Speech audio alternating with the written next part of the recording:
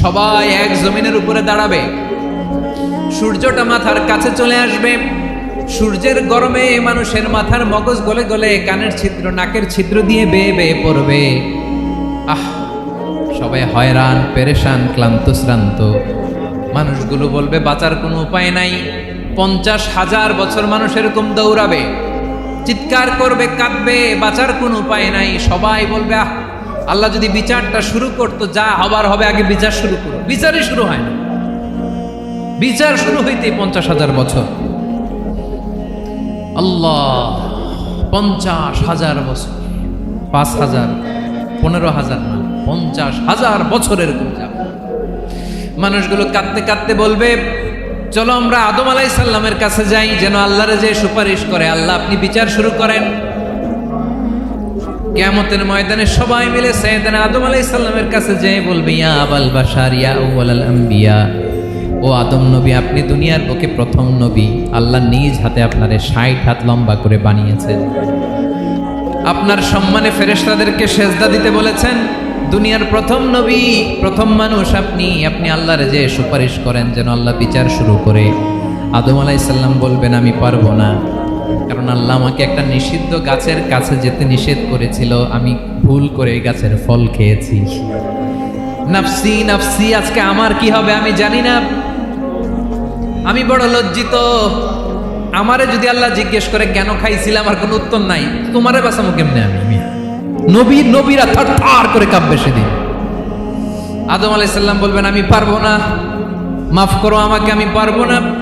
ওই যে ভুল করে গন্ধম খেয়ে ফেলেছি, নিষিদ্ধ গাছের ফল খেয়ে ফেলেছে, আমি বড় লজ্জিত, অনুতপ্ত, আমি পারবো না। আজকে আল্লাহ এত রাগান্বিত হয়েছে, আগে কখনো আল্লাহ এত রাগান্বিত হয় নাই, ভবিষ্যতে আল্লাহ কখনো এত রাগান্বিত হবে না। আমি পারবো না। এক কাজ করো, তোমরা নূহ আলাইহিস সালামের কাছে যাও। কোন নবী? লোকেরা এবার পাগলের মতো দৌড়াতে দৌড়াতে আল্লাহর নবী নূহ আলাইহিস সালামের কাছে যেয়ে বলবে ইয়া নবী আল্লাহ নূহ, আনতা আউয়ালুর রুসুলি ফিল আরদ, আপনি জমিনে প্রথম রাসূল। আদম আলাইহিস সালাম নবী ছিলেন, রাসূল ছিলেন না। এই দুনিয়ার বুকে প্রথম রাসূল ছিলেন আল্লাহর নবী নূহ আলাইহিস সালাম। সবাই বলবে ও নবী আল্লাহ নূহ, রাসূল আল্লাহ নূহ, আল্লাহ আপনাকে আবদান শাকুরা, শুকরগুজার বান্দা বলে কোরআনে বলেছে। কোরআনে নূহ আলাইহিস সালামের নামেও সূরা আছে না নাই?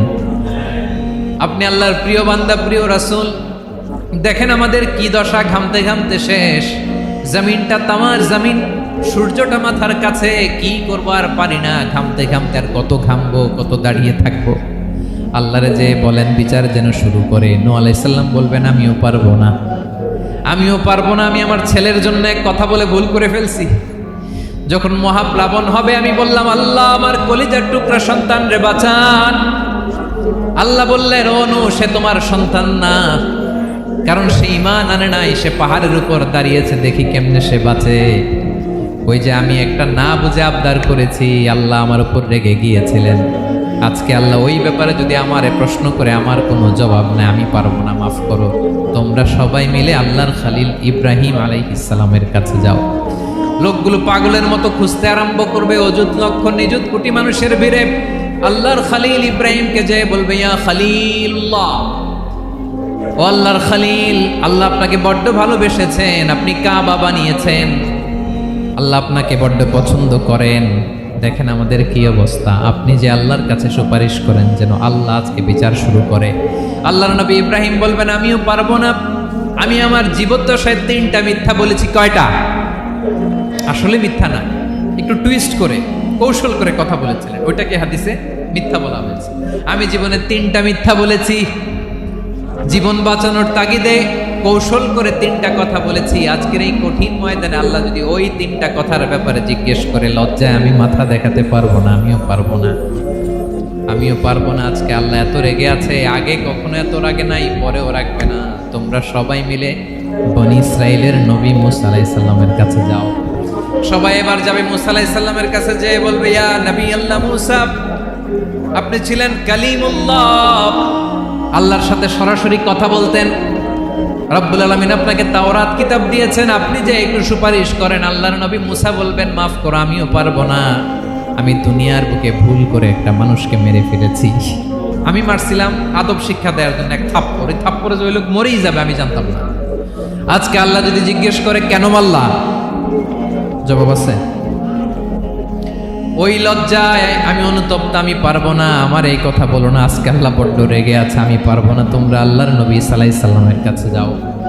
কিয়ামতের ময়দানে মানুষগুলো পাগল পাড়া হয়ে আল্লাহর নবী ঈসা আলাইহিস সালামের কাছে যাবে, যে বলবে নবী ঈসা আপনি রূহুল্লাহ, বাবা ছাড়া আল্লাহ আপনাকে বানিয়েছেন, ইনজিল কিতাব দিয়েছেন, মৃত মানুষকে আপনি জীবিত করতে পারতেন, আজকের এই কঠিন বিপদের দিনে আপনি আমাদের সাহায্য করেন। আল্লাহর কাছে যে বলেন যেন বিচার শুরু করে।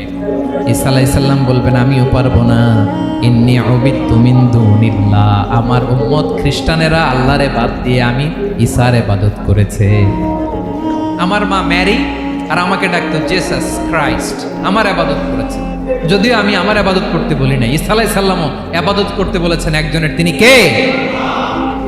আল্লাহর নবী ঈসা আলাইহিস সালাম বলবেন আমিও পারবো না, আজকে আল্লাহ অনেক রেগে আছে, আমি পারবো না, তবে একটা পরামর্শ দিতে পারি, একটা সাজেশন দিতে পারি। আজকের দিনে এই কঠিন মুসিবতের কালে, এই কঠিন সময়ে কেউ আল্লাহর দরবারে দাঁড়িয়ে একটা টু শব্দ করার ক্ষমতা কারো নাই, একমাত্র আখিরি জামানার পয়গম্বর বিশ্বনবী মুহাম্মদুর রাসূলুল্লাহ ছাড়া।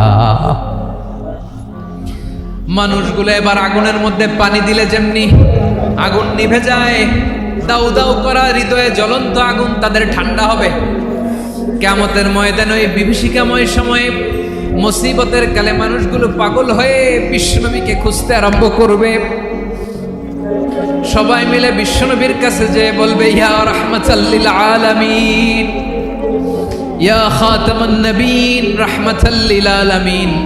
দেখেন আমাদের কি অবস্থা, কি কঠিন বিপদে আমরা আছি, দাঁড়াতে পারি না, সূর্যের আলোতে ঘেমে হয়রান। আজকে কেউ সুপারিশ করতে পারবে না, সব নবীরা অপারগতা স্বীকার করেছে, তারা বলেছে আপনি ছাড়া কেউ নাকি আল্লাহর সামনে দাঁড়াতে পারবেন না, আপনি একটু সুপারিশ করেন। বিশ্বনবী বলবেন আসো আসো, আজকের দিনে আমি ছাড়া আল্লাহর সামনে কেউ দাঁড়াতে পারবে না। যে বিভীষিকাময় সময়ে প্রত্যেক নবী বলেছেন আমি পারবো না, প্রত্যেক নবী বলেছেন নাফসি নাফসি, আমার কি হবে আমি জানি না, আল্লাহ আমারে বাঁচাও। প্রতিটি নবী বলবে নাফসি নাফসি, আল্লাহ তুমি আমারে বাঁচাও আমারে বাঁচাও। বিশ্বনবী মাথা তুলবেন, তুলে বলবেন রব্বি হাবলি উম্মতি, আল্লাহ তুমি আমার গুনাহগার উম্মতকে বাঁচাও। বিশ্বনবী মাকামে মাহমুদে যে আল্লাহু আকবার বলে সিজদায় লুটিয়ে পড়বেন। আল্লাহ রাব্বুল আলামিন বিশ্বনবীকে এমন কিছু চমৎকার শব্দ শিখাবেন, ওই শব্দগুলো দিয়ে আল্লাহর প্রশংসা করে বিশ্বনবী কাঁদতে আরম্ভ করবেন। বিশ্বনবী এমন ভাবে অজোর দ্বারায় সিজদায় লুটিয়ে পড়ে কাঁদবেন, রব্বুল আলামিনের রহমতের দরিয়ায় জোশ লেগে যাবে। রব্বুল আলামিন এই দৃশ্য দেখে সহ্য করতে পারবেন না। রব্বুল আলামিন বলবেন ইয়া মুহাম্মদ ইরফা রাসাক, ও নবী আপনি মাথা তোলেন, মাথা তোলেন, আপনার কান্না আমি সহ্য করতে পারি না। নবী আপনি মাথা তোলেন, সাল তুতা, আজকে আপনি যা চাবেন তাই দেবেন। নবী আপনি সিজদা থেকে মাথা তুলেন, সাল তুতা, যা চাবেন তাই দেব।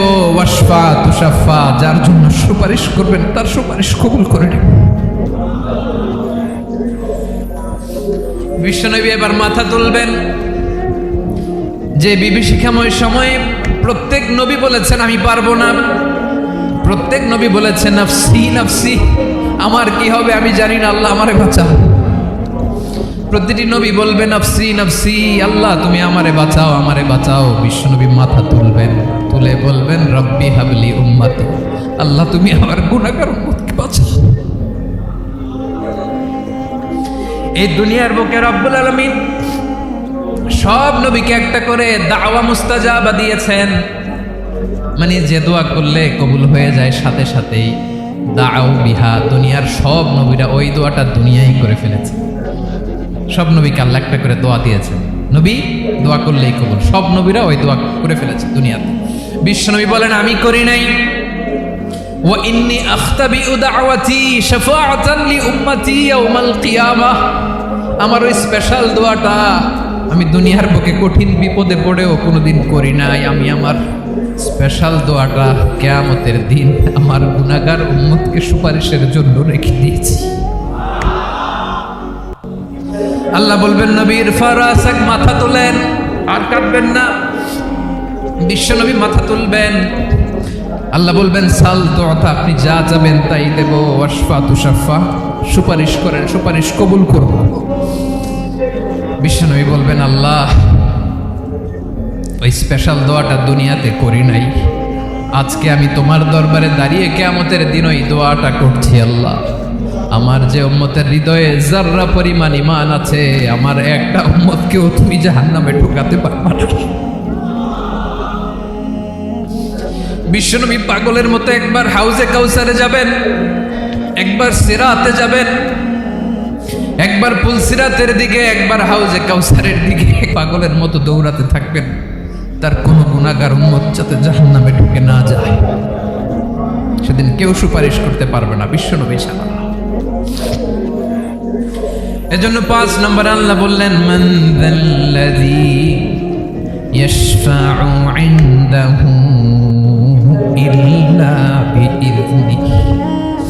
কার সাহস আছে, কার এত বড় বুকের পাটা কিয়ামতের কঠিন দিন আল্লাহর সামনে দাঁড়িয়ে সুপারিশ করবে? কারো ক্ষমতা, কারো ক্ষমতা নাই। বিশ্বনবী সেদিন সিজদায় পড়ে উম্মতের জন্য কাঁদবেন, সবাই কাঁদবে, নফসি নফসি, আল্লাহ আমারে বাঁচাও, আল্লাহ আমারে বাঁচাও। বিশ্বনবী বলবেন উম্মতি উম্মতি। বিশ্বনবী আমার জন্য কাঁদবেন, আপনার জন্য কাঁদবেন, আমাদের জন্য সেদিন কেঁদে কেঁদে জাহান্নামের দরজায় দাঁড়িয়ে আমাদেরকে টেনে টেনে জান্নাতে ঢুকাবেন। এজন্যই বিশ্বনবীর ভালোবাসা যেন আমাদের হৃদয়ে ভরপুর থাকে। আমার ভাইয়েরা, প্রতি শুক্রবার বিশ্বনবীর উপরে বেশি বেশি যেন আমরা দুরূদ পড়ি। আমরা যখন বিশ্বনবীর সালাম দেই, দুরূদ পড়ি, একদল স্পেশাল ফেরেশতা আছে যারা বিশ্বনবীর দুরূদটা নিয়ে সরাসরি বিশ্বনবীর রওজায় যায়, যে বলে অমুকের বেটা অমুক আপনারে সালাম দিয়েছে। বিশ্বনবী নিজ কবরের থেকে নিজেই সালামের উত্তর দেয়। বিশ্বনবীর ভালোবাসা যেন আমাদের হৃদয়ে থাকে, বিশ্বনবীর সুন্নাহ দিয়ে যেন আমাদের জীবনটাকে সাজাই। পারা যাবে ইনশাআল্লাহ। বিশ্বনবীর ভালোবাসা ছাড়া কেউ জান্নাতে ঢুকতে পারবে?